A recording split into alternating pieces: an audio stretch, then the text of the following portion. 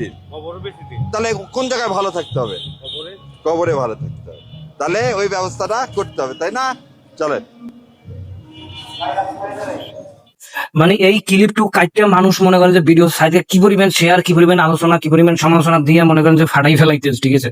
এখন যারা এই যে আলোচনা সমালোচনা করে ফাটাইও ফেলাইতেছে, সিধেই ফেলাইতেছেন মনে করেন যে একবারে যে কাকাকে টাকা দিয়েছে, টাকা দিয়ে ভোট কিনছে, তাই এটা কিভাবে সম্ভব, কেন করে, হ্যাঁ দুর্নীতি এই সেই ভাই ফাটাই ফেলাইছে ভাই, কমেন্ট করে শেয়ার দিয়ে পোস্ট করে কোনোভাবে থাকা যাইতেছ না ফেসবুকে। শাহরিয়ার কবির একজন মনে করেন যে পান বিক্রেতা, পান সিগারেট বেচে, এই যে গলাইয়া ঝুলাই বেচে, ঠিক আছে? আপনারা কি যারা সমালোচনা করছেন তারা কি পুরো ভিডিওটা দেখছেন? আসলে পুরো ভিডিওটা কি বা কিসের জন্য তাকে টাকা দেওয়া হয়েছে?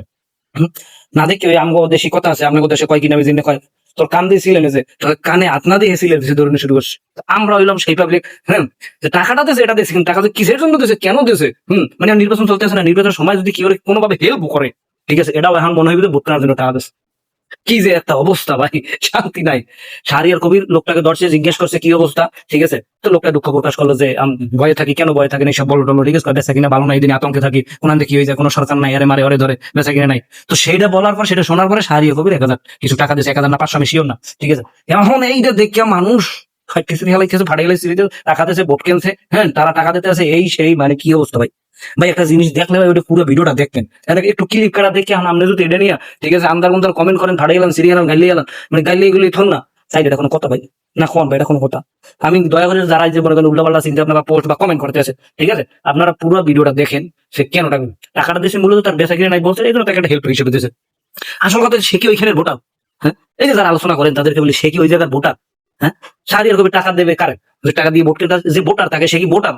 বলেন সে কি ভোটার? আমার তো মনে হয় না, হয়তো পারে, মনে হয় না। সে হয়তো কোনো জায়গা থেকে এসে ঢাকা এসে ছোটখাটো একটা ব্যবসা করতেছে, সে কিন্তু ওখানে ভোটার না।